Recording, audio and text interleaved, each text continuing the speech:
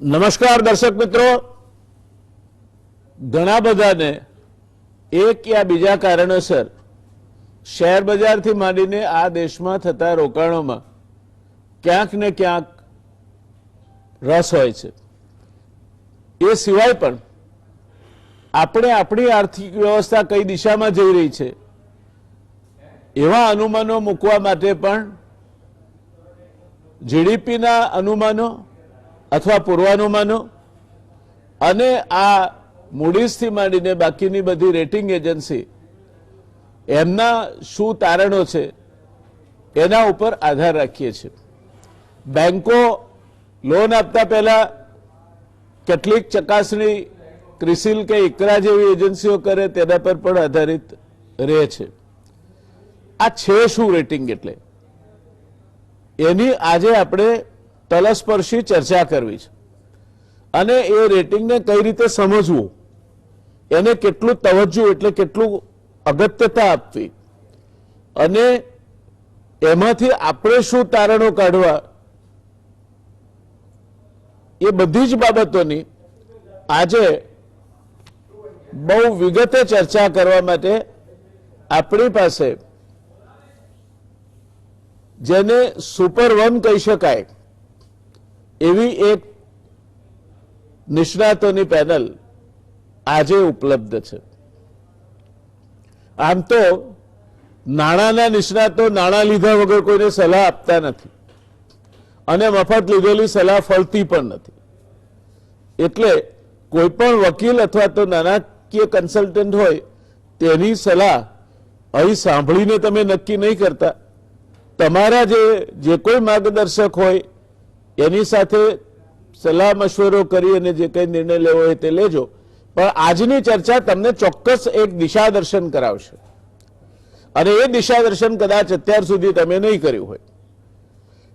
આજે આપણી સાથે આ ચર્ચા કરવા માટે આઈઆઈએમના પૂર્વ ડિરેક્ટર અને આ દેશના વરિષ્ઠ અર્થશાસ્ત્રી, ભાગ્યે જ એમની ગુજરાત સમાચાર ટેલિવિઝનના દર્શકોને ઓળખાણ આપવાની જરૂર છે એવા છેલ્લા 40 વર્ષથી જેમની આગેવાની નીચે કેન્દ્ર સરકારના બજેટના બીજે જ દિવસે અમદાવાદમાં પૃથ્થકરણ થાય છે એવા શ્રી બકુલભાઈ ધોળકિયા, ડોક્ટર બકુલભાઈ ધોળકિયા, પ્રોફેસર બકુલભાઈ ધોળકિયા, આઈઆઈએમના પૂર્વ ડિરેક્ટર બકુલભાઈ ધોળકિયા, ઘણી બધી ઓળખ છે એમની, આપણી સાથે છે। અમલદત્તભાઈ ને વર્ષોથી ઓળખું છું, એક સફળ ચાર્ટર્ડ એકાઉન્ટન્ટ, નાણાકીય નિષ્ણાત, જેની પાસે 2 જબરજસ્ત ડિગ્રીઓ છે। એક ચાર્ટર્ડ એકાઉન્ટન્ટ છે, બીજી આઈઆઈએમ જેવી સંસ્થામાં એ ભણાવે છે અને તેના પણ એ ગ્રેજ્યુએટ છે। ત્રીજા આપણી સાથે છે રવિ દિયોરા, એ બજારના નિષ્ણાત છે, માર્કેટ એક્સપર્ટ છે। એમના તો કાર્યક્રમો પણ ગુજરાત સમાચાર ટેલિવિઝન પર નિયમિત આવે છે, એટલે શેર બજાર વિશેનું એમનું જ્ઞાન અને આ બધી એજન્સીઓ સાથેનો એમનો પનારો પાડવાની જરૂરિયાત એમને એ લગભગ રોજબરોજ પણ હું નહીં કહું, અવર ટુ અવર કે કલાક દર કલાકે એમની સાથે એમને ક્યાંક ને ક્યાંક રૂબરૂ થવાનું જરૂરિયાત ઊભી થતી હોય છે। આવા 3 દિગ્ગજોને આપણે આજે અહીંયા નિમંત્રણ આપ્યું છે। શરૂઆત કરીશું રવિભાઈ આપનાથી। આ રેટિંગ છે શું અને એની આટલી બધી હોવા છે એના માટે? ડેફિનેટલી આ રેટિંગ છે એ મેજર જે કંપનીઓને સાથે સાથે કન્ટ્રીને સોવરન રેટિંગ છે, આ બધી કંપનીઓ વર્લ્ડમાં જે 3 મોટી કંપની છે, ફિચ છે, એસએનપી અને મૂડીઝ, આ 3 રેટિંગ એજન્સીઓ પોતાના વ્યૂ અને પોતાના મંતવ્ય આના ઉપર શેર કરતી હોય છે। એમાં જે સોવરન રેટિંગ છે એ દેશોને જરૂર પડે છે જે દેશો ફોરેનથી મીન્સ કે વિદેશી દેવું લે છે। ઇન્ડિયાને હજી આની વધારે પડતી જરૂર નથી પડતી, કારણ કે આપણે એટલું જે વિદેશી દેવું લેવાનું પ્રમાણ છે એ બીજા બધા દેશો જે આપણી રેટિંગમાં છે એમના કરતાં ઘણું ઓછું છે. અને સાથે આ કે રેટિંગની જરૂર એટલે પણ પડે છે કે જે પણ બેંકો છે જે કંપનીઓને લોન આપે છે, જે પણ બેંકો છે, ફાઇનાન્શિયલ કંપનીઓ છે જે કંપનીઓને ધિરાણ કરે છે, તો એ લોકો આ રેટિંગનું એક પાલન કરતા હોય છે કે આ બધી કંપનીઓને સાથે રેટિંગ કરાવવું ફરજિયાત છે. ઇન્ડિયામાં બધી કંપની જે મૂડીઝ, ફીચ અને S&P છે એની સબસિડરી કંપનીઓ મીન્સ કે ક્રિસિલ છે, ઇકરા છે, કેર છે, આ બધી કંપનીઓ કંપની ઉપર રેટિંગ કરતી હોય છે. હવે જ્યારે આ કંપનીઓનું રેટિંગમાં ફેરફાર થાય છે ત્યારે એની વેલ્યુ ઉપર કે એની જે ક્ષમતા છે એના ઉપર લોકો ઘણીવાર ક્વેશ્ચન ઉઠાવતા હોય છે. પરંતુ મેં મારા એક્સપિરિયન્સમાં જોયું છે કે 3 એજન્સીઓ હોય છે, 3ના ઘણીવાર રેટિંગ અલગ અલગ હોય છે. તો એને હિસાબે બેંક પણ ઘણીવાર કન્ફ્યુઝ થાય છે. સાથે સાથે આ જે પણ વૈશ્વિક ધિરાણ કરતી એજન્સીઓ છે, આજનું જ એક્ઝામ્પલ લઈએ તો આજે ફીચે ઇન્ડિયાના જીડીપી ગ્રોથનું આઉટલુક 9.5% અનુમાન આપ્યું 2021-22માં. સાથે બીજી એજન્સી જે S&P જેને ઇન્ડિયાનું આઉટલુક અફર્મ રાખવું અને એને 8.5% જીડીપી ગ્રોથનું અનુમાન કર્યું. ત્રીજી એજન્સી જે મૂડીઝ જેને 1 મહિના પહેલા પોતાનું આઉટલુક ઇન્ડિયા ઉપર નેગેટિવ કર્યું. તો આ બધાનું અગર તમે આઉટલુક ને રેટિંગ જોશો તો એમાં 2 એજન્સીઓ અફર્મ રાખ્યું છે, પરંતુ અંદર જો તમે ડિટેલ રિપોર્ટ જોશો તો એમાં ઇફ, બટ મીન્સ કે જો આ કરશું તો આ થશે, આ કરશું તો આ નહીં થાય, આ જો ઇન્ડિયા કરશે તો આગળ જતા ઇન્ડિયાનું સારું રહેશે, ઇફ એન્ડ બટ્સ ઘણા હોય છે. તો આ રેટિંગ એજન્સીઓને મેજરલી જોઈએ તો આ લોકો ફોરવર્ડ લુકિંગ સ્ટેટમેન્ટ કરતા જ્યારે કોઈ ઇવેન્ટ થઈ જાય છે, મીન્સ કે કોરોના કદાચ વન ઓફ ઇવેન્ટ છે, કદાચ કોઈ એક્સપેક્ટ ના કરી શકે, પરંતુ ઘણી કન્ટ્રીઝ છે ઇન્ક્લુડિંગ US જ્યારે 2008-9માં જે આટલા મોટા સબપ્રાઇમ ક્રાઇસિસ આવ્યું, હજી પણ એક પણ એજન્સીની હિંમત નથી ચાલી કે US નું આઉટલુક કટ કરી શકે. તો આના ઉપર કેટલો ટ્રસ્ટ મૂકો? હા, જ્યારે ત્યારે એનું આવે છે ત્યારે એક સેન્ટિમેન્ટલ અસર ઇકોનોમી પર કે કરન્સી પર કે પછી આગળ સેન્ટિમેન્ટ પર પડતી હોય છે. હાલાકી એ લોકો જેવું ફંડામેન્ટલ ફેક્ટરમાં થોડું પણ ચેન્જ થાય છે તો એ લોકોનું તરત જ આઉટલુક બદલી જાય છે. તો આટલા ઘણા એવા ફેક્ટર્સ છે જેમાં ઇન્ટરેસ્ટ રેટ છે, સાથે કંપનીનું એક્સટર્નલ ડેટ છે, કંપનીની ફિસ્કલ અને કરંટ અકાઉન્ટ છે, કંપનીનું કન્ટ્રીનું જીડીપી ગ્રોથ રેટ છે, એવા ઘણા એવા ફેક્ટર્સ છે જે આ રેટિંગ એજન્સી જોતી હોય છે અને એના ઉપરથી પોતાનું અનુમાન છે એ આપતી હોય છે. દર્શક મિત્રો, જોયું, રેટિંગ એટલે એ કોઈ બ્રહ્મ વાક્ય નથી. પહેલી વાત, જે વાત અહીંયા રવિભાઈએ કરી એનો એક વાક્યમાં સાર એ છે કે રેટિંગ એ બ્રહ્મ વાક્ય નથી અને ઘણા બધા એની અંદર પોતાના એસ્કેપ મૂકીને આ રેટિંગ એજન્સીઓ રેટિંગ કરે છે. એટલે એ વાંચવું ખરું, પણ એને બ્રહ્મ વાક્ય સમજીને કોઈ પણ પ્રકારની ગણતરીઓ મૂકીને પગલા લેતા પહેલા 100 વાર વિચારીને કામ કરવું. શેરબજારની વાત કરીએ આપણે અમલભાઈ, તો આ રેટિંગના કારણે દેશના રેટિંગની વાત કરું છું, વધારો ઘટાડો થાય, વિશ્વ બેંક કંઈક વાત કરે, IMF કંઈ વાત કરે, એટલે આપણા ત્યાં શેરબજારમાં પણ મોટું ચર્નિંગ થતું હોય. ચર્નિંગ એટલે ઉછાળો આવે કે ઘટાડો થાય કેવું થતું હોય છે. દર્શક મિત્રો, શેર બજાર માટે એક વસ્તુ ખ્યાલમાં રાખો કે એની 2 વિરોધાભાસી વ્યાખ્યાઓ છે. પહેલી વ્યાખ્યા એ છે કે stock market is the barometer of any country's economy, અને બીજી વ્યાખ્યા એ છે કે stock market reacts and works on hope or despair. હવે આ બેમાંથી કયા કારણસર સ્ટોક માર્કેટમાં શું હલચલ થઈ રહી છે, એને કઈ રીતે આપણે સમજવી, એને કઈ રીતે આ રેટિંગ સાથે જોડવી, એ વાત આપણે અમલભાઈ પાસેથી સમજીશું. આ બંનેની વચ્ચે બહુ જ ગાઢ સંબંધ છે. રેટિંગ તમે કહ્યું કે એ બ્રહ્મવાક્ય નથી, પણ એ સાવ ગપ્પા પણ નથી. કારણ કે રેટિંગ આપતા પહેલા ઘણી ડિટેલની અંદર દરેક એજન્સીઓ પોતાના મંતવ્યો મૂકતા હોય છે અને ત્યાર પછી એક જજમેન્ટ પર આવે છે. ઇટ ગીવ્સ અ બોલ પાર્ક. એટલે એની અંદર વેરિએશન આવ્યા કરે, કારણ કે તુંડે તુંડે મતી ભિન્ના, પણ મોટા ફેરફારો તમે નહીં જુઓ, થોડા ફેરફારો એમાં આવ્યા કરે. હવે જો તમારું રેટિંગ ઇમ્પ્રૂવ થયું તો એનો અર્થ એ કે આ દેશની અંદર, કારણ કે જ્યારે મોટા પેન્શન ફંડ છે કે મોટા ઇન્વેસ્ટરો છે કે કોઈ વર્લ્ડ બેંક એવા કે લોન આપવા વિચારતી હોય કે IMF વાળા તમને પૈસા આપવા વિચારતા હોય, તો એ લોકો જોશે કે આ દેશની ઇકોનોમી વિશે આવા ઇન્ડિપેન્ડન્ટ લોકોના વ્યૂ કેવા છે. જો એ વ્યૂ પોઝિટિવ હશે તો આપણા ઇન્ડસ્ટ્રીયલિસ્ટ, આપણી ગવર્મેન્ટ વિલ એક્સપેક્ટ કે વધારે પૈસા આ દેશ તરફ આવશે, લોકો અચકાશે ઓછું. અને જો એ થશે, સ્ટોક માર્કેટ તો બહુ લાંબુ જોતી હોય છે, જો એ થશે તો સરકારની પાસે પૈસા આવશે, પેન્શન ફંડ આપણી બેંકોમાં કે રિઝર્વ બેંકમાં પૈસા આપશે, અને એ થશે તો સરકાર વધારે ખર્ચો કરી શકશે. સરકાર ખર્ચો કરશે તો પ્રાઇવેટ સેક્ટર વાળાને કામ મળશે, એમને કામ મળશે એટલે એમનો પ્રોફિટ ઉપર જશે, અને એમનો પ્રોફિટ ઉપર જશે એ આશાની અંદર સ્ટોકના ભાવો ઉપર જવાના. એટલે આટલું લાંબુ ગણિત સ્ટોક માર્કેટે આ રેટિંગ પરથી કર્યું હોય છે. એટલે એક આશા બંધાય છે. હવે એ આશા તો બંધાઈ, પણ ત્યાર પછી એ લોકો રિયાલિટીને પણ જોવા માંડે છે. એટલે આ રેટિંગ અને રિયાલિટીની વચ્ચે જો મોટો ફેર હોય તો સ્ટોક માર્કેટમાં તમે જોશો કે તરત પાછું જે પોતાના લેવલ પર હતું એ લેવલ પર આવીને ઊભું રહેશે. બેઝિકલી સ્ટોક માર્કેટની અંદર આ દુનિયામાં રહેલો એક્સેસ પૈસો કે ઇન્વેસ્ટેબલ પૈસા સ્ટોક માર્કેટની અંદર આવતા હોય છે, અને જો રેટિંગ સારું હોય તો આ પૈસાનો ઉપયોગ આપણા દેશના શેરો ખરીદવા માટે વધારે થાય અને આપણા દેશ તરફ એ ઇન્વેસ્ટમેન્ટ આવે. એ બધી આશાઓના સરવાળા બાદબાકી કરી અને સ્ટોક માર્કેટ, એટલે આજે સ્ટાન્ડર્ડ એન્ડ પુઅરે કહ્યું કે ઇન્ડિયાનો આઉટલુક પોઝિટિવ છે. એનો અર્થ એ કે સ્ટાન્ડર્ડ એન્ડ પુઅરના લોકોના મત પ્રમાણે આવતા 6 થી 8 મહિના કે વર્ષની અંદર આ દેશની અંદર કંટ્રોલ પર આવી જશે, આપણી ડેફિસિટ કંટ્રોલમાં રહેશે અને આપણો વળી પાછા ગ્રોથ પ્લાન ઉપર આવી જઈશું. આ એમનું મંતવ્ય છે. એની સાથે સ્ટોક માર્કેટ લોકલ રિયાલિટી પણ જોશે અને આની ઇફેક્ટ પણ જોશે, અને એ પ્રમાણે એક બેલેન્સ પોતાનું નક્કી કરીને આગળ વધશે. એટલે ફક્ત રેટિંગ ઉપર એનો આધાર નથી હોતો.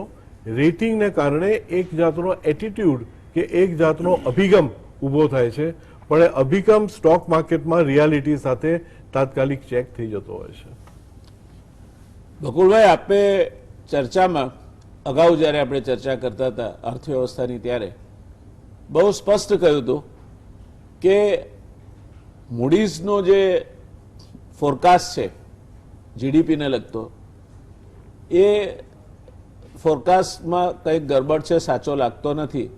અને આપે એનાથી વિરુદ્ધ મત વ્યક્ત કર્યો હતો કે જીડીપી ગ્રોથ સાવ આટલો તળિયે બેસી જાય આ દેશનો સેકન્ડ ક્વાર્ટર પછી એવું દેખાતું નથી આ નાણાકીય વર્ષના. અત્યારે મને લાગે છે કે મૂડીઝને સમજાયું લાગે છે, પણ વિશ્વમાં વૈશ્વિક સ્તરે સ્ટાન્ડર્ડ એન્ડ પુઅર, મૂડીઝ અને ફિચ આ ત્રણની પાસે લગભગ 95% ધંધો છે. તો બેને સમજાયું અને એકને નહીં સમજાયું, એમાં નહીં સમજાવવાના કારણો કયા હશે તમારા મત પ્રમાણે, અને હવે કેમ બદલાયું? બહુ વેલિડ તમે સવાલ પૂછો, પરંતુ આ સવાલનો જવાબ આપું જયનારાયણભાઈ એની પહેલા આપણે આ જે ક્રેડિટ રેટિંગની માયાજાળ છે એને સમજવાની જરૂર છે. કન્ટ્રી રેટિંગ, અને પહેલી વાત જેમ રવિભાઈએ કહ્યું એમ 2 પ્રકારના રેટિંગ હોય છે. એક સોવરેન રેટિંગ કે જે કન્ટ્રીનું રેટિંગ છે, અને બીજું કોર્પોરેટ રેટિંગ. એટલે અને કોર્પોરેટ રેટિંગમાં એના ડેટ ઇન્સ્ટ્રુમેન્ટ્સના રેટિંગ, પ્રાઇમરીલી ડેટ ઇન્સ્ટ્રુમેન્ટ્સના રેટિંગની આ વાત છે. હવે આપણા દેશમાં સોવરેન રેટિંગનું મહત્વ છેલ્લા 10 વર્ષમાં એટલે વધ્યું છે કે ઘણી બધી કંપનીઓ આપણી વિદેશમાંથી નાણાં ઊભા કરે છે. એ એમની વિદેશમાંથી નાણાં ઊભા કરવાની ક્ષમતા, કેપેસિટીનો આધાર 2 વસ્તુ પર હોય છે. એક કંપનીનું ક્રેડિટ રેટિંગ અને કન્ટ્રીનું ક્રેડિટ રેટિંગ. એટલે કારણ કે જે કોઈ લેન્ડર હોય એ કન્ટ્રી રિસ્ક અને બોરોર રિસ્ક એ બંને વસ્તુને એસેસ કરીને પછી એ વસ્તુ કરે. હવે ડેફિનિશનની વાત કરીએ અર્થશાસ્ત્રની દ્રષ્ટિથી, તો આ ક્રેડિટ રેટિંગ એજન્સી આ બધા રેટિંગ આપે છે એ બેઝિકલી છે શું? that a rating shows the probability of default of debt by the borrower. એટલે એની પ્રોબેબિલિટી, જેટલી પ્રોબેબિલિટી લો એટલું રેટિંગ હાઈ, અને જેટલી પ્રોબેબિલિટી હાઈ એટલું રેટિંગ લો. હવે એટલે તમારો ઇન્ટરેસ્ટની ડિફોલ્ટની પ્રોબેબિલિટી, પ્રિન્સિપલના ડિફોલ્ટની પ્રોબેબિલિટી, તમારા પૈસા જાય ટોટલી એની પ્રોબેબિલિટી, એ બધી વસ્તુ. હવે એમાં મેથોડોલોજી જુદી જુદી છે. પહેલી વાત તો એ કે ત્રણેય ક્રેડિટ રેટિંગ એજન્સીઝ જે વર્લ્ડની ટોપ 3 છે, અને જેમ કહ્યું તમારે 95% બિઝનેસ એમના કંટ્રોલમાં છે, એમની મેથોડોલોજીસ યુનિફોર્મ નથી. બાય ડેફિનિશન ક્રેડિટ રેટિંગનો એપ્રોચ તો યુનિફોર્મ હોવો જ જોઈએ, પણ મેથોડોલોજી અલગ અલગ છે, અને એટલા માટે એમના રિઝલ્ટ્સ જુદા હોય. પણ બીજી એક વસ્તુ સમજવાની જરૂર છે કે આમાં કોન્ફ્લિક્ટ ઓફ ઇન્ટરેસ્ટ અને બિઝનેસ રાઇવલરીનું પણ મહત્વ ઊભું થાય છે, અને એને કારણે થઈને મૂડીઝ એવી એજન્સી છે જેના ઉપર મેક્સિમમ લિટિગેશન્સ થયા છે. આ ત્રણેય ક્રેડિટ રેટિંગ એજન્સીઝમાં ઇન્ટરનેશનલ લિટિગેશન્સ સૌથી વધારે મૂડીઝ ઉપર થયા છે, અને તે છેલ્લા 20 વર્ષનો ઇતિહાસ છે, અને ઘણા મોટા મોટા એમાઉન્ટ બિલિયન્સ ઓફ ડોલર્સ આપીને એમણે સેટલ કર્યા છે એ બધા લિટિગેશન્સ ને કેસીસ. સો અમે છેલ્લામાં છેલ્લું જે છે એટલે $800 બિલિયન નું આઉટ ઓફ કોર્ટ સેટલમેન્ટ કરી અને મેટર સેટલ કરી છે મૂડીઝે. એટલે ટૂંકામાં આ બધા દૂધના ધોયેલા નથી, જે વાત મેં એક આગલી ડિબેટમાં પણ કહેલી. હવે આપણા દેશની દ્રષ્ટિથી વિચાર કરીએ, આપણે દુનિયા સાથે સંબંધ ખરો પણ મહત્વનું આપ તો લેટ્સ હું એક હિસ્ટોરિકલ પર્સપેક્ટિવ આપું ક્વિકલી. 1991માં આપણો દેશ ભયંકર ઇકોનોમિક ક્રાઇસિસમાંથી ગુજરા. આપણે સોનું ગીરવી મૂકવું પડ્યું હતું, જો તમને લોકોને યાદ હોય તો. એ વખતે આ બધી ક્રેડિટ રેટિંગ એજન્સી હતી, અને બધાએ આપણા દેશના દરેક ઇન્સ્ટ્રુમેન્ટને જંક સ્ટેટસ આપેલું હતું.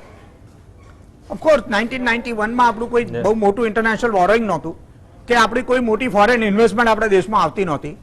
પછી આપણે આર્થિક સુધારા, ઇકોનોમિક રિફોર્મ્સ ચાલુ કર્યા. હવે સાહેબ ઘણા ઓછાને ખબર છે કે એ આર્થિક સુધારા ચાલુ કર્યા પછી 2-3 વર્ષમાં એના રિઝલ્ટ્સ આવ્યા.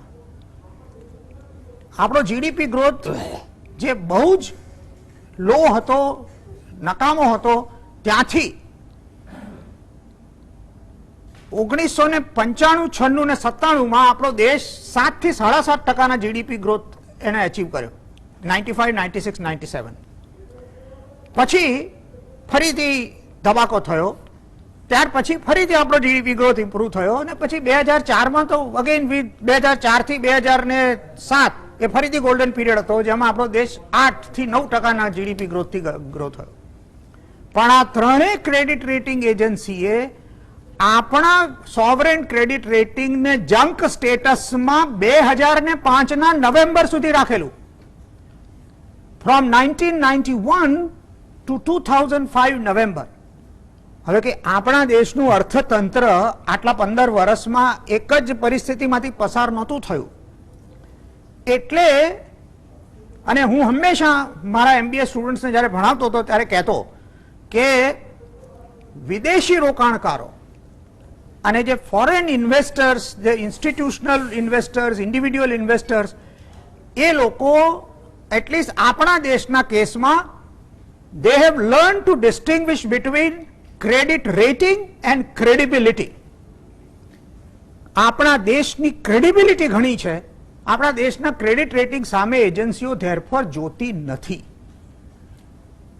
અને એકચ્યુઅલી જો તમે જુઓ તો $1 બિલિયન જેટલું ફોરેન એક્સચેન્જ રિઝર્વ 91માં આપણું હતું, કે જે 13 દિવસના ઇમ્પોર્ટને પણ કવર નહોતું કરતું. અને 2005માં આપણી પાસે ફોરેન એક્સચેન્જનો દરિયો હતો. હવે આ માઉન્ટન્સ ઓફ ફોરેન એક્સચેન્જ રિઝર્વ આપણા દેશમાં આવ્યા ક્યાંથી?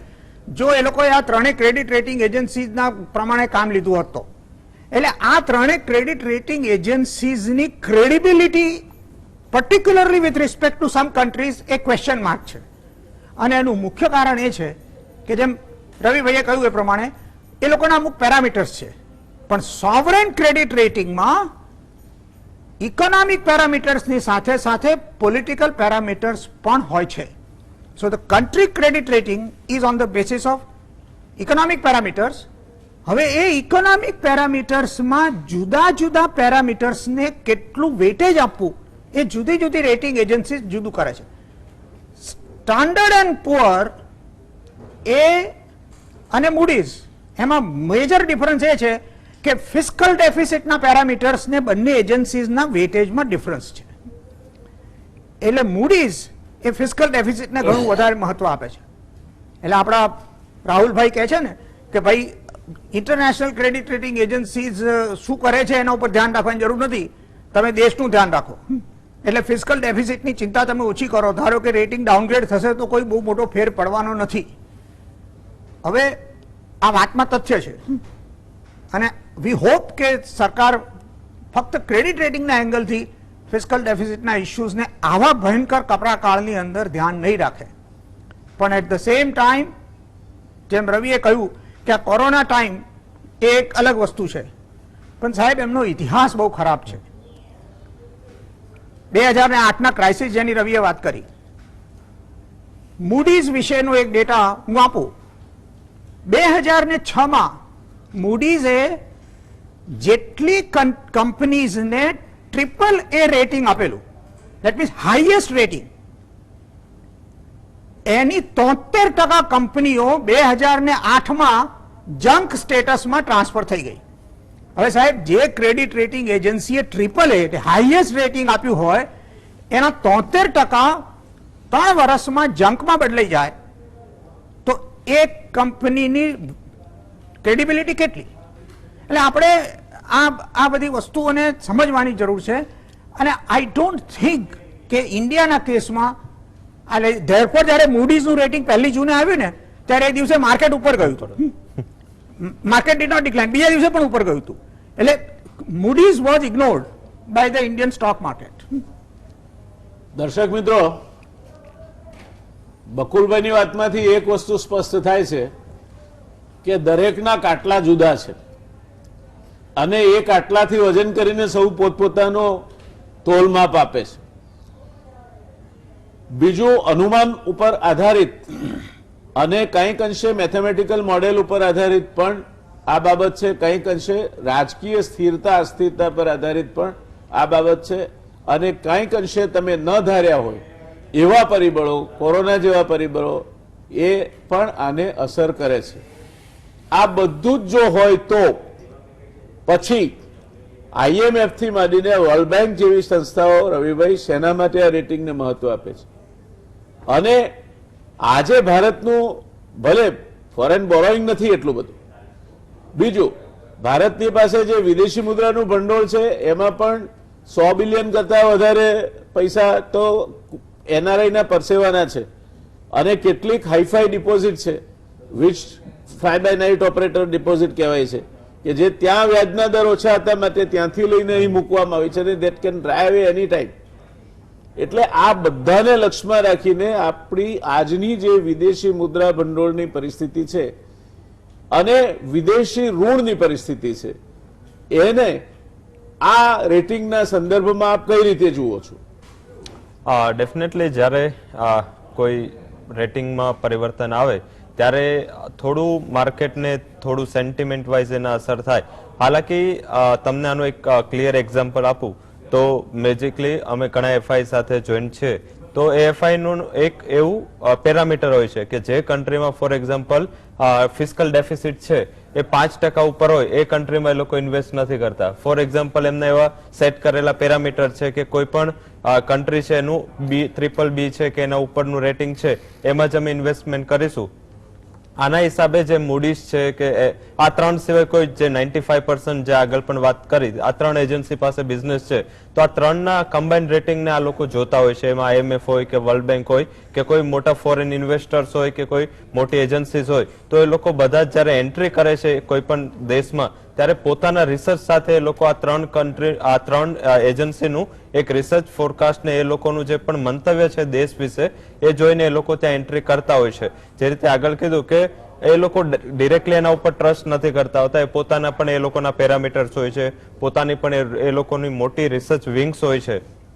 પરંતુ છતાં જ્યારે કોઈ પણ કન્ટ્રી કે કંપનીનો આઉટલુક કે પછી એનું જે પણ રેટિંગ છે એ અપગ્રેડ કે ડાઉનગ્રેડ થાય એટલે માર્કેટનું એવું એક સેન્ટિમેન્ટ છે કે એ કંપનીની પરિસ્થિતિ જે અત્યારે છે એનાથી સારી કે ખરાબ થઈ, એ દેશની પરિસ્થિતિ ડાયરેક્ટલી અત્યારે કેવું છે કે જે આ રેટિંગ એટલું બધું કોમ્પ્લેક્સ વસ્તુ છે કે જનરલ પબ્લિક કે જનરલ ઇન્વેસ્ટર છે એના માઇન્ડમાં ખ્યાલ નથી. એને તો એટલો ખ્યાલ છે કે રેટિંગ ઉપર કે નીચે થયું, પરંતુ IMF ને વર્લ્ડ બેંક જેવી એજન્સીઓ છે એ લોકો આ રેટિંગને એટલે ડાયરેક્ટલી જોતા હોય છે કે ડાયરેક્ટલી અને બ્લાઇન્ડલી ઘણા, ધારો કે વર્લ્ડ બેંક છે તો S&P સાથે મૂડીઝ છે એનું પણ રેટિંગ જોતા હોય છે. તો ઇન્ડિયામાં આમ પણ જોઈએ તો 3 એજન્સીનું મહત્વનું પાર્ટ છે અને એ ટિલ 1970 થી ઇન્ડિયામાં છે. એ લોકો એક પછી એક 3 એજન્સી ઇન્ડિયામાં આવી, તો આટલા વર્ષોનો એ લોકોનો એક્સપિરિયન્સ છે. તો અત્યારે વર્લ્ડ બેંક છે અને IMF જ્યારે ધિરાણ કરતા પહેલા કદાચ એવું જોઈ લેતા હોય કે આ લોકોનું શું શું રેટિંગ છે, એટલે કદાચ આ એક પેરામીટર એવું છે કે જેને જોઈને એક સેન્ટિમેન્ટ ડ્રિવન માર્કેટમાં મૂવમેન્ટ આવતી હોય છે. સેકન્ડ, કે જ્યારે કોઈ આપણા વિદેશી સંસ્થાઓ ઇન્ડિયામાં આવતી હોય છે ત્યારે અમે ઘણા જે ક્લાયન્ટો છે, અમે ઘણા અમારે FIs છે જેને અમે એડવાઇસ કરતા હોય છે, તો એને પણ કહે છે કે તમે એકચ્યુઅલ પરિસ્થિતિ જો, તમે ફોરવર્ડ લુકિંગ જો. મીન્સ કે આ ઘણી વાર શું થતું હોય છે કે કોઈ ઇવેન્ટ આવી જાય, જેમ આગળ બકુલ સરે જણાવ્યું કે 2007 2 જ વર્ષ પહેલા જો કોઈ પણ AAA રેટિંગ કંપની ખાલી 2 જ વર્ષમાં માત્ર જંકમાં જતી હોય તો આ એક મોટું ક્વેશ્ચન માર્ક છે કે 2 વર્ષમાં આ બધી એજન્સીએ ફોરવર્ડ લુકિંગ સ્ટેટમેન્ટ આપવા જોઈએ. અને ફોરવર્ડ લુકિંગ સ્ટેટમેન્ટ હોય તો કદાચ એને, કારણ કે લોન અત્યાર માટે નથી આપવાની, લોન આવતા 10 વર્ષ માટે આપવાની છે. તો જ્યારે રેટિંગ એજન્સીઓ પોતે રેટિંગ કરતી હોય છે, જ્યારે એના ઉપર જ્યારે રેટિંગ આપતી હોય છે અને 10 વર્ષમાં પરિસ્થિતિ, કોઈ પણ ઇકોનોમી છે 8 વર્ષમાં 2 સાયકલમાં ફરે છે, તો એ 2 સાયકલની પરિવર્તન થાય ત્યારે રેટિંગ પણ પરિવર્તન થઈ જાય છે. તો મારા હિસાબે આ વર્લ્ડ બેંક અને IMF છે એ કદાચ એક થિયોરિટિકલ એમનું મેથડ છે કે ઘણા એવા FI અને ફોરેન એજન્સી છે એને એક થિયોરિટિકલ પેરામીટર છે કે આપણે આ 3 રેટિંગ એજન્સીના જે પણ આ કોઈ પણ કન્ટ્રી ઉપરના આઉટલુક છે એ તમારે જોવા જોઈએ. આજે મેં ચેક કર્યું કે વર્લ્ડની જેટલી કન્ટ્રીઝ છે જેમાં મૂડીઝ, ફિચ અને S&P આઉટલુક આપ્યું છે, ઘણી એવી કન્ટ્રીઝ છે જેને ઇન્ડિયાની સાપેક્ષમાં રેટિંગ આપવામાં આવ્યું છે, પરંતુ એ કન્ટ્રીના આપણે નામ કદાચ ચેનલ પર ના લે, પણ એટલી બધી કન્ટ્રીઝ છે જે આપણા કરતા ઇકોનોમી, પોલિટિકલ કે ગમે પેરામીટર ઘણી પાછળ છે ઇન્ડિયા કરતા, છતાં એને આપણી સાથે રેટિંગ અપાવવામાં આવ્યું છે, આપણી સાથે સાથે એને રેટિંગ એજન્સીઓએ રેટિંગ આપ્યું છે. તો આઈ થિંક કે લોકોને પણ જોવું જોઈએ. પરંતુ જે આપણી ચર્ચાનો વિષય પણ છે કે આ રેટિંગ એજન્સીઓનું રેટિંગ છે એ એક સેન્ટિમેન્ટલ અસર પૂરતું જ સીમિત છે. બધાને ખ્યાલ છે કે એકચ્યુઅલ પરિસ્થિતિ શું છે અને આ લોકોનું રેટિંગ કેટલું છે. આનું જે ડેવિએશન છે એ મોસ્ટલી હવે માર્કેટને ખ્યાલ છે એ લોકો કયા પેરામીટર યુઝ કરે છે, કારણ કે હવે ઇન્ટરનેટનો વ્યાપ એટલો વધુ છે, રિસર્ચનો એટલો વ્યાપ વધુ છે, એના હિસાબે બહુ વધારે આ લોંગ ટર્મ સસ્ટેનેબલ ઇમ્પેક્ટ નથી રહેતી. દર્શક મિત્રો, વિશ્વ એટલું અત્યારે આગળ વધી ગયું છે અને ઇન્ટરનેટના કારણે તો તમારા ડેસ્કટોપમાં આવી ગયું છે એમ કહીએ તો ચાલે, એટલે તમે એ જોઈને નિર્ણય લઈ શકો. પણ રવિભાઈ, મારો એક પેટા પ્રશ્ન છે કે આ જે આ ત્રણેય એજન્સીઓ કન્ટ્રી રેટિંગ તમારું ડાઉન કરે તો એની વધારે અસર શેના પર થાય? FDI પર થાય કે FII પર થાય? મેજરલી જ્યારે કન્ટ્રીનું રેટિંગ ડાઉનગ્રેડ થાય ત્યારે ઇમિડિયેટ અસર એની FI ઉપર થાય છે, કારણ કે FI નું જે પર્સપેક્ટિવ છે એ થોડું શોર્ટ ટર્મ હોય છે રાધર દેન FDI. કારણ કે FDI જ્યારે ત્યારે કોઈ કન્ટ્રીમાં એન્ટ્રી મારે છે કે એન્ટ્રી કરે છે ત્યારે FDI સેક્ટર પૂરતું, મીન્સ કે ધારો કે કોઈ FDI અત્યારે જોઈએ તો આપણે ટેલિકોમ સેક્ટરમાં ઘણું મોટું ઇન્વેસ્ટમેન્ટ આવી રહ્યું છે as a part of FI હોય કે as a part of FDI, તો FDI ઇન્વેસ્ટમેન્ટ છે એને આટલું મોટું ફેર નથી. FDI જે છે એ 20 વર્ષનો આઉટલુક જોઈને એન્ટ્રી કરે છે, જ્યારે FI ને આવતા 5 વર્ષ, આવતા 10 વર્ષ પોતાના ક્લાયન્ટની એન્ટ્રી એક્ઝિટનો ટાઈમ આ બધું જોવાનું હોય છે, એટલે એમનું જે પર્સપેક્ટિવ છે એ થોડો શોર્ટ ટર્મ હોય છે. તો એના હિસાબે મારા મત મુજબ આ જે કન્ટ્રીઝ છે, આ મીન્સ કે આ જે રેટિંગ છે જે ત્રણેય રેટિંગ એજન્સીઓ આપે છે, આનું જે પણ ઇફેક્ટ છે એ પહેલા FI ઉપર પડે છે, FI ઇન્વેસ્ટમેન્ટ પર પડે છે અને ત્યારબાદ એનું FDI ઇન્વેસ્ટમેન્ટ પર અસર પડે છે. પરંતુ FDI માં એક પોઝિટિવ વસ્તુ એ છે ક્યારેક કોઈ કંપની કે કન્ટ્રીમાંથી, ગમે કન્ટ્રીમાંથી જો ઇન્ડિયામાં એ લોકો FDI તરીકે ઇન્વેસ્ટમેન્ટ કરવા આવે છે એ પહેલા એ લોકો એ સેક્ટરનું એ સેક્ટરના ક્લાયન્ટ્સનું, એ સેક્ટરના પ્રતિભાવનું, દેશના કન્ઝમ્પશન પેટર્નનું ઘણું બધું એનાલિસિસ કરીને એ લોકો આવતા હોય છે. તો એમનું રિસર્ચનો વ્યાપ પણ કમ્પેરેટિવ એફઆઈ વધુ હોય છે. હજુ તમને છોડવાનો નથી હું.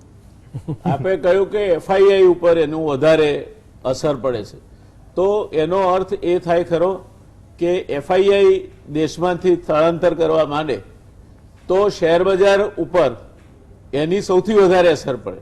આપણે દર્શક મિત્રોને સમજાવવાનું છે કે આ કન્ટ્રી રેટિંગ ડાઉન થયું તો એની અસર એફડીઆઈ પર નહીં પડે, એફઆઈઆઈ પર તાત્કાલિક પડશે, કારણ કે FII are kind of a short term investors with an eye, કે એમનું નજર એવી છે કે ટૂંકા ગાળામાં વધારે પૈસા કઈ રીતે કમાઈ લેવા. તો એ મોટા પાયે આ દેશમાંથી નિકાસ થઈ જાય, એક્ઝિટ થઈ જાય, તે પ્રકારની પરિસ્થિતિનું નિર્માણ થાય અને દેશનું શેર બજાર એ સમય પૂરતું નીચે આવે એવું બને ખરું? ડેફિનેટલી એના જ હિસાબે જ્યારે ત્યારે આવું રેટિંગ, જ્યારે મૂડીઝની અસર એટલે ના આવી કે જેમ બકુલ સરે કીધું કે આગળ એનો ઇતિહાસ થોડો ખરાબ રહ્યો છે, પરંતુ હા S&P નું રેટિંગ ઉપર ટ્રસ્ટ વધારે છે લોકોને, જે અમને મારો એક્સપિરિયન્સ છે એ પ્રમાણે. S&P નું જો રેટિંગ આજે ડાઉનગ્રેડ આવ્યું તો કાલે એનું ડાયરેક્ટ ઇમિડિયેટ અસર શેર બજારમાં રહે. અને શોર્ટ ટર્મ જે એફઆઈ નું એક્ઝિટ છે, મેં તમને આગળ પણ જે જણાવ્યું કે એફઆઈ શું જોતી હોય છે, એનું એક થિયોરિટિકલ મેથડ છે કે ફોર એક્ઝામ્પલ આજે કોઈ કન્ટ્રીનું રેટિંગ BBB છે, એનાથી BBB માઇનસ થાય તો એ લોકોના જે થિયોરિટિકલ મોડેલ પ્રમાણે એ કન્ટ્રી ઇન્વેસ્ટમેન્ટને લાયક નથી કે એ કંપની ઇન્વેસ્ટમેન્ટને લાયક નથી, તો એ લોકો તરત જ પોતે ત્યાંથી એક્ઝિટ કરી લેતા હોય છે. જ્યારે એફડીઆઈ તો એકચ્યુઅલમાં ઇન્વેસ્ટ કરીને બેઠી છે, બિઝનેસના ભાગીદાર છે, તો એ બીજા દિવસે નીકળી નહીં શકે. જ્યારે એફઆઈ છે એની પાસે ઓપ્શન છે કે બીજા દિવસે અહીંથી નીકળી શકે. હા, એટલે એના હિસાબે શેર બજાર ઉપર આ રેટિંગ એજન્સીઓની જે પણ રેટિંગ અને આઉટલુક અપગ્રેડ કે ડાઉનગ્રેડ થાય અને જે સારી રિલાયબલ એજન્સી હોય તો એની અસર શેર બજાર અને એફઆઈ ના જે ઇન્વેસ્ટમેન્ટ છે એના પર આવતી હોય છે. હવે આ રવિના એક ખાલી સપ્લિમેન્ટરી વસ્તુ કહું કે મૂડીઝે 1 જૂને ડાઉનગ્રેડ કર્યું, સ્ટેબલમાંથી નેગેટિવ કર્યો આઉટલુક. ધેટ મીન્સ કે હવે આપણે ઇન્વેસ્ટમેન્ટ ગ્રેડના બોટમ ઉપર છીએ અને સ્પેક્યુલેટિવ ગ્રેડના ટોપ ઉપર આવે, એટલે ત્યાંથી ગમે ત્યારે આપણે ટમ્બલ થઈને નીચે જઈએ. તેમ છતાં તમારો પ્રશ્ન હતો એટલે કહું છું, 1 જૂનથી અત્યાર સુધીમાં એફઆઈઆઈએ આપણા દેશમાં 23,000 કરોડ વધારાના ઇન્વેસ્ટ કર્યા છે, આ ડાઉનગ્રેડ થયું તેમ છતાં. અને એને જ કારણે આપણું માર્કેટ અત્યારના આટલું બધું ઉછળ્યું છે. એટલે FII at least they have discounted Moody's, એ વાત તો એકદમ એબ્સોલ્યુટલી ક્લિયર છે. બીજું એક બકુલભાઈને મૂડી સાથે મને લાગે છે લાંબા ગાળાનો પ્રેમ છે. ના, બીજું એક આમાં એક એડ કરીશ તો દર્શક મિત્રોને વધારે ઇન્ટરેસ્ટ આવશે. એનું એ છે કે આજે વર્લ્ડના સૌથી વધારે કોરોનાના કેસ એ યુએસમાં છે, વર્લ્ડના સૌથી વધારે કોરોનાના ડેથ એ પણ યુએસમાં છે. એનું જે અનએમ્પ્લોયમેન્ટ રેટ છે કે એનું જે પણ ઇકોનોમિક પેરામીટર છે એ બધું જ યુએસમાં આ પરિસ્થિતિ અત્યારે કોરોનાના લીધે ખરાબ છે. છતાં નાસ્ટેક એના ઓલ ટાઈમ આઈથી 100 પોઈન્ટ ઉપર છે. આટલી મોટી ઇવેન્ટ, આટલી બધી અનસર્ટનિટી, ચાઇના ને યુએસ વચ્ચે કન્સર્ન, યુએસ ને ઈરાન વચ્ચે, યુએસ નોર્થ કોરિયા, આટલા બધા કન્સર્ન્સ હોવા છતાં નાસ્ટેક છે એ અત્યારે ઓલ ટાઈમ હાઈ પર ચાલી રહ્યું છે. એનો મીન્સ એ છે કે અત્યારે જે માર્કેટમાં નીચેના લેવલથી જે અપસાઇડ આવ્યું છે એનું મહત્વનો પાર્ટ છે લિક્વિડિટી છે. ટોપ જે G20 કન્ટ્રીઝ છે એ લોકોએ 8 થી 9 ટ્રિલિયન ડોલર લિક્વિડિટીનું ઇન્ફ્યુઝ કર્યું છે. સેન્ટ્રલ બેન્કો હજી પણ ટોટલ જે લિક્વિડિટી છે 21 ટ્રિલિયન ડોલર. ઇન્ડિયાની ટોટલ ઇકોનોમી 3 ટ્રિલિયન ડોલર નથી, જ્યારે વર્લ્ડમાં 21 ટ્રિલિયન ડોલરની liquidity through central banker through packages આવવાની છે. તો આ એની અસર છે. શેર બજાર પોતાની રીતે કંઈક બીજા ફેક્ટરમાં પણ થોડું ચાલે છે. ચાલે.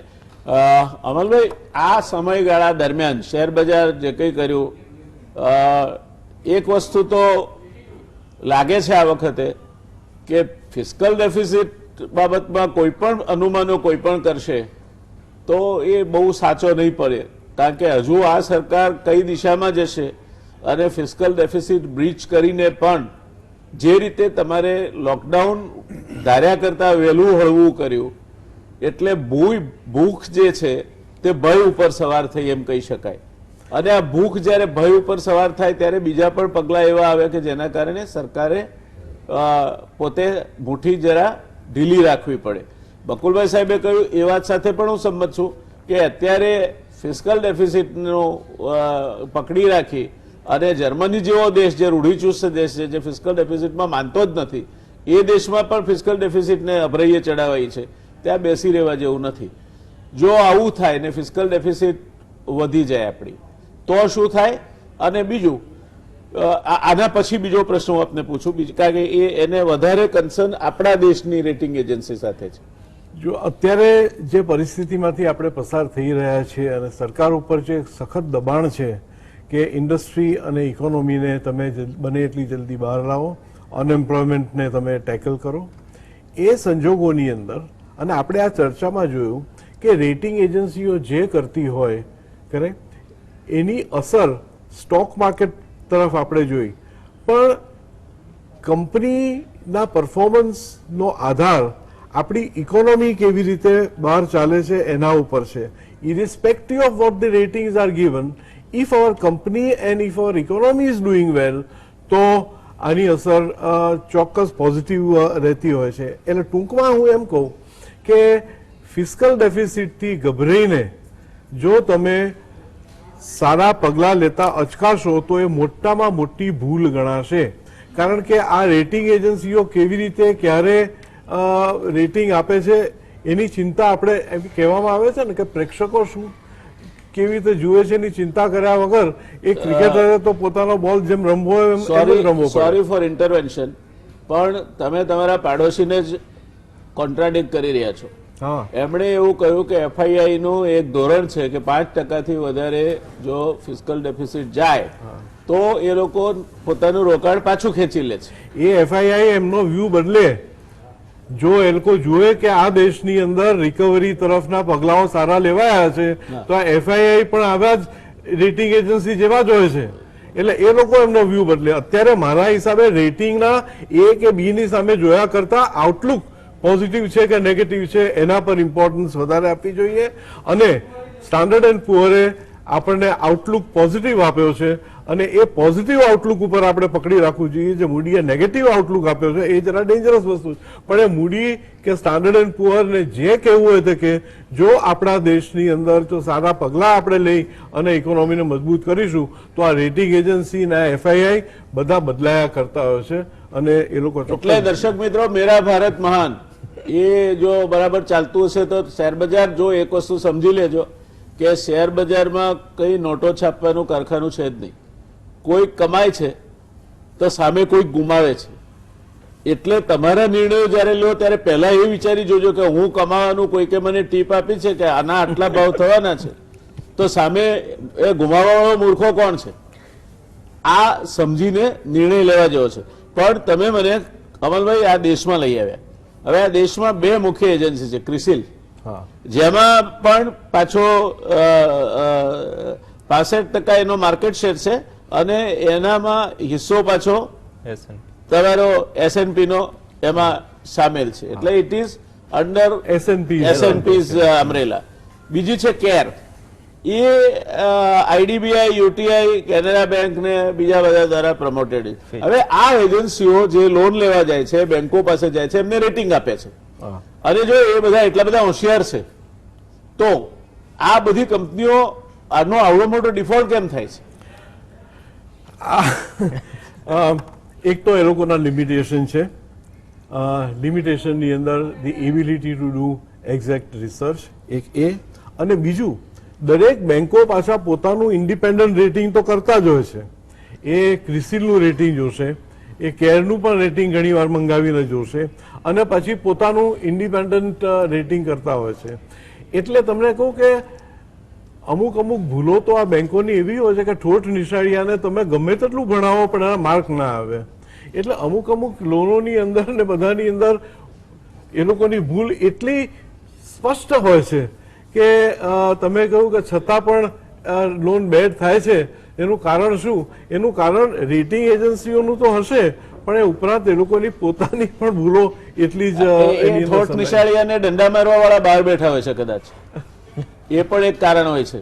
કારણ કે પ્રી મેન્ડેટેડ વસ્તુઓને તમે માલિયાથી માંડીને એક કેસનો અભ્યાસ કરો તો આ બધાને પૂર્વાનુમાન આપ્યા હશે, રેટિંગ આપ્યા હશે, બેંકે પોતાનું અસેસમેન્ટ કર્યું છે, એ પછી જે કંઈ થયું છે તેમાં આજે જ આપણે મેહુલ ચોકસીની સમાચારમાં જોયું, નીરવ મોદીની વાત કરીએ તો ક્યાંક કંઈક તો આ એજન્સીઓ જે રેટિંગ આપે છે એમાં આખી સિસ્ટમને કોરોડ કરી હા કાઢી છે. કંઈક ગડબડ છે. The એટલે entire દર્શક system. મિત્રો, આ રેટિંગ વાળું જે નાટક છે એમાં પણ બધો પડદા ઉપાડવા વાળા, ગિરાવવા વાળા કોણ છે એના ઉપર બહુ આધાર રાખે છે. એટલે આપણે રેટિંગને એટલે અટકાવી આ એજન્સીઓ વિશે ઘણું જાણ્યું.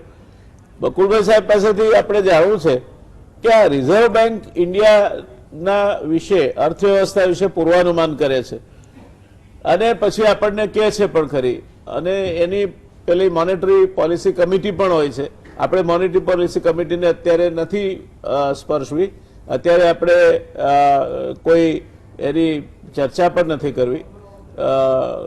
કયો રેટ વધાર્યો ને રિવર્સ રેપો રેટ ઘટાડ્યો ને વધાર્યો ને આપણે એમાં જ પડવું. પણ રિઝર્વ બેંક સાહેબ આ જે અનુમાનો કરે છે, રિઝર્વ બેંકના પોતાના, આપ તો રિઝર્વ બેંક ચેર તરીકે પણ મને લાગે છે રહી ચૂક્યા છો, આપ રિઝર્વ બેંકને બહુ સારી રીતે જાણો છો અને આ વિષય છે આપનો. તો આ રિઝર્વ બેંક કઈ રીતે આ બધા નંબરો કાઢે છે? કારણ કે reserve bank should be dependable, પણ ક્યારેક રિઝર્વ બેંક પણ ડિપેન્ડેબલ નથી રહેતી. જયનારાયણભાઈ, બાય એન્ડ લાર્જ રિઝર્વ બેંકના જીડીપી ગ્રોથ વિશેના અનુમાનો એ રિઝનેબલી ડિપેન્ડેબલ રહ્યા છે. એટલે બીજું કે બીજી બધી એજન્સીઓની જેમ પોતાનું જજમેન્ટ આપવામાં રિઝર્વ બેંક ઉતાવળ નથી કરતી, એટલે દે ટેક ધ ટાઈમ. બીજું કે દેશના આખા કોર્પોરેટ સેક્ટરનો અને બીજા બધા ઇન્ડિવિડ્યુઅલ સેક્ટર્સનો મેસિવ ડેટાબેઝ રિઝર્વ બેંક પાસે છે. રિઝર્વ બેંક પાસે ઘણું મોટું રિસર્ચ ડિવિઝન છે રાઈટ. અને એટલે આ બધા ફિગર્સના એસ્ટિમેટ કરે છે. એટલે બીજી બધી એજન્સી જેમ કે સેન્ટ્રલ સ્ટેટિસ્ટિકલ ઓર્ગેનાઇઝેશન છે કે બીજી એજન્સીઓએ જે એસ્ટિમેટ્સ કાઢ્યા હોય તે ઉપરાંત રિઝર્વ બેંક પાસે એટલી એક્સપર્ટીઝ છે કે એના વિશે ઇન્ડિપેન્ડન્ટ ઓપિનિયન લે, એટલે એને કોટ કરે છે, પણ એટ ધ સેમ ટાઈમ એમના પણ એસ્ટિમેટ્સ ઇન્ડિપેન્ડન્ટ હોય છે. એટલે જેમ કે દાખલા તરીકે રિઝર્વ બેંકે બહુ સ્પષ્ટ રીતે કહ્યું ગઈ મોનેટરી પોલિસીના એનાઉન્સમેન્ટમાં કે આપણા દેશનો જીડીપી ગ્રોથ આ વર્ષે નેગેટિવ ટેરિટરીમાં જશે. ધેટ મીન્સ એ લોકોએ નંબર નથી આપ્યો, પરંતુ નેગેટિવ ટેરિટરીમાં જશે એવી વાત કરે છે. અને અત્યારના આપણા દેશના 2020-21ના જીડીપી ગ્રોથના અનુમાનોની વાત કરીએ તો હજી કેટલાક ઓપ્ટિમિસ્ટ છે કે જે કહે છે કે 1 કે 1.5% પોઝિટિવ ગ્રોથ રેટ હશે. નેગેટિવમાં 1-1.5% નેગેટિવથી માંડીને 4.5% સુધી આપણા દેશનો જીડીપી ગ્રોથ નેગેટિવ થઈ શકે એવા અનુમાનો છે. જેમ કે વર્લ્ડ બેંકે કહ્યું છે કે 3.2% જેટલો નેગેટિવ ગ્રોથ આપણા દેશનો આ વર્ષમાં થશે. એટલે જુદી જુદી એજન્સીઓ, પણ આજની તારીખમાં ઇન્ડિયાના જીડીપી ગ્રોથના એસ્ટિમેટ્સની વાત કરીએ તો મેજોરિટી પ્લેયર્સ એમ કહી રહ્યા છે કે આપણા દેશનો જીડીપી ગ્રોથ નેગેટિવ હશે. કેટલો હશે એ હજી ક્લિયર નથી, પણ એક બાબત ઉપર કન્સેન્સસ છે કે 2021-22માં આપણા દેશનો જીડીપી ગ્રોથ સબસ્ટેન્શિયલી પોઝિટિવ તો હશે જ, પરંતુ ઘણો વધારે હશે. 7%થી ઓછો ગ્રોથ રેટ આપણા દેશનો 21-22નું કોઈનું અનુમાન છે નહીં. લોકો 8% અને 9%ની પણ વાત કરી રહ્યા છે. એટલે આપણે આ જો ક્રેડિટ રેટિંગ ને બધાની વાત કરીએ તો એક તો એકદમ શોર્ટ ટર્મ હોય કે જે આવતા 1 ક્વાર્ટર કે 2 ક્વાર્ટરની વાત કરીએ, એટલે શોર્ટ ટર્મ ડેટનું રેટિંગ. ફોરેન ઇન્વેસ્ટરો, ઇવન એફઆઈઆઈ એ સાવ 15 દિવસ ને 25 દિવસ ને મહિનાના બેસિસ ઉપર ના આવે. એટલે જો એમનો 6 મહિનાથી 12 મહિનાનો પર્સપેક્ટિવ ગણીએ કોઈ પણ ઇન્વેસ્ટરનો તો એ આઉટલુક પોઝિટિવ છે. અને સ્ટાન્ડર્ડ એન્ડ પુઅરે આપણો આઉટલુક પોઝિટિવ એટલે કે સ્ટેબલ આઉટલુક એટલા માટે કહ્યો છે. કેમ? કારણ કે આવતા વર્ષનો ગ્રોથ રેટ એ ઘણો એન્કરેજિંગ હોવાનો છે. એટલે આપણે શોર્ટ ટર્મને પ્રાધાન્ય ન આપવું જોઈએ અને ઇન્વેસ્ટરોએ પણ શોર્ટ ટર્મને પ્રાધાન્ય ન આપવું જોઈએ. દર્શક મિત્રો, એક વાત આના પરથી સ્પષ્ટ થાય છે કે આ બધી જે અનુમાનો, પૂર્વાનુમાનો આવે છે એમાં રિઝર્વ બેંક ઓફ ઇન્ડિયા જે અનુમાનો મૂકે છે તે પ્રમાણમાં વધુ વિશ્વાસપાત્ર હોય છે અને રિઝર્વ બેંક પાસે બહુ મોટું એક વ્યવસ્થા તંત્ર છે જે આવી રિસર્ચ કરી શકે. એનું જે મોડેલ છે એ ડાયનેમિક ફેક્ટર મોડેલ છે અને 12 જુદા જુદા ફેક્ટરનો ઉપયોગ કરીને આ નક્કી કરવામાં આવે છે, જેમાં Sensex, non food credit, exchange rate, ઔદ્યોગિક ઉત્પાદન, કાર સેલ્સ, ટ્રેડ નંબર જેવા અન્ય ઇન્ડિકેટરનો ઉપયોગ પણ કરે છે. પણ બકુલ સાહેબ, મારે પૂછવું છે કે 2018માં રિઝર્વ બેન્કે એન્યુઅલ સિરીઝ ઓફ ડેટા 2004-05 થી 2011-12 કર્યા હતા. આપને લાગે છે આ બંધ કરી દીધા, તો આપને લાગે છે કે એની યુટિલિટી હતી કંઈ? કોકને અર્થશાસ્ત્ર, ભારત દેશના અર્થશાસ્ત્રનો ઇતિહાસ સમજવો હોય અથવા તો એના ક્યાંક ને ક્યાંક પૂર્વાનુમાનો કરવા હોય તો આની કોઈ ઉપયોગિતા હતી ખરી? ઉપયોગિતા તો બધા જ પાસ ડેટાની, એમ કે જેમ કે દાખલા તરીકે આપણો દેશ આઝાદ થયો ત્યારે 48-49 આપણું બેઝ યર હતું જીડીપીનું. ત્યાર પછી 60-61 આવ્યું, ત્યાર પછી 68-69 થયું. એવી રીતે આપણા દેશના જીડીપીના, અને બીજું કે આપણા અર્થતંત્રનું સ્ટ્રક્ચર બદલાયા કરે, નવી નવી પ્રોડક્ટ્સ આવે, એક્ઝિસ્ટિંગ સેક્ટર્સના પર્સન્ટેજીસ બદલાય, એટલે દેશના અર્થતંત્રનું સ્ટ્રક્ચર બદલાય. અને એ સ્ટ્રક્ચર બદલાય એટલે જે તમે બેઝ યર ગણ્યું હોય એ બેઝ યરને તમારે દર 5 વર્ષે 10 વર્ષે ચેન્જ કરવું જોઈએ. કેટલા વર્ષમાં ચેન્જ કરવું એનો આધાર સ્ટ્રક્ચરલ ચેન્જ કેટલો રેપિડ છે એના ઉપર છે. હવે જેમ કે આપણા અર્થતંત્રમાં છેલ્લા 5-7 વર્ષમાં જેટલા મેજર સ્ટ્રક્ચરલ ચેન્જીસ થયા છે એ કદાચ આગલા 10 વર્ષમાં નહીં થયા હોય, અને પાછલા 10 વર્ષમાં જે થયા હતા એ કદાચ આગલા 30 વર્ષમાં નહીં થયા હોય, એટલા સ્ટ્રક્ચરલ ચેન્જીસ થયા. એટલે બેઝ યરને ટ્રેડિશનલી બદલતા રહેવું પડે. પરંતુ આપણા દેશમાં વસ્તુ એક ટેવ પડી ગયેલી છે કે કોઈ પણ વસ્તુને મોટિવ એટ્રીબ્યુટ કરી દેવામાં આવે છે, અને મોટિવ સામાન્ય રીતે પોલિટિકલ, અને જે પોલિટિશિયનો આ મોટિવ એટ્રીબ્યુટ કરે છે એમને અર્થતંત્ર વિશેનું જ્ઞાન ઘણું ઓછું હોય છે. એટલા માટે બેઝિક વસ્તુઓને જોતા નથી. બકુલભાઈ સાહેબ, વચ્ચે એક નાનો થોડોક તોફાની પ્રશ્ન પૂછવો છે આપને. આપ ડોક્ટર સુબ્રમણ્યમ સ્વામી સાથે કેટલા સંમત થાવ છો આ બાબતમાં કે અર્થશાસ્ત્રી નથી જે લોકો આ વાતો કરે છે તે, અને એમને અર્થશાસ્ત્રનું ભાન નથી? ડોક્ટર સુબ્રમણ્યમ સ્વામી એ ઇઝ અ રિસ્પેક્ટેડ જેન્ટલમેન, પરંતુ પોલિટિક્સમાં એન્ટર થયેલા બધા રિસ્પેક્ટેડ જેન્ટલમેન હંમેશા બધી વાત સેન્સિબલ કરે એ જરૂરી નથી. એટલા માટે એમની કરેલી વાતોમાંથી 80-85% વાતો ઘણી સેન્સિબલ અને પરફેક્ટ હોય, પણ 10-15% એવા ગતકડા મૂકે કે જેમાં તમે માથું કૂટો કે ભાઈ આ આવું. But he is respected and he is feared also.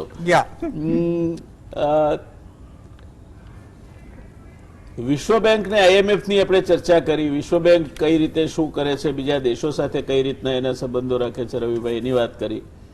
હવે એ બધી વાતને આપણે સાથે લઈએ તો આપે ઇન્વેસ્ટર સેન્ટિમેન્ટ ની વાત પણ સમજાવી દીધી છે. ઘર આગળ ઇન્વેસ્ટર સેન્ટિમેન્ટ ઉપર શું વાત થાય છે, આંતરરાષ્ટ્રીય ક્ષેત્રે શું વાત થાય છે. તો ભારતનું વિદેશી દેવું જે છે, કેટલાક બુદ્ધિશાળી લોકો એમ કે છે કે ભારતનું વિદેશી દેવું ખૂબ ઓછું છે જીડીપી પર્સન્ટેજના પ્રમાણમાં, કે પણ એ પણ નથી સમજતા કે ભારતનો વિદેશ વ્યાપાર પણ ખૂબ ઓછો છે. જે આંતરરાષ્ટ્રીય વ્યાપાર છે એમાં ભારતનો ફાળો 1.5% ઓછો છે.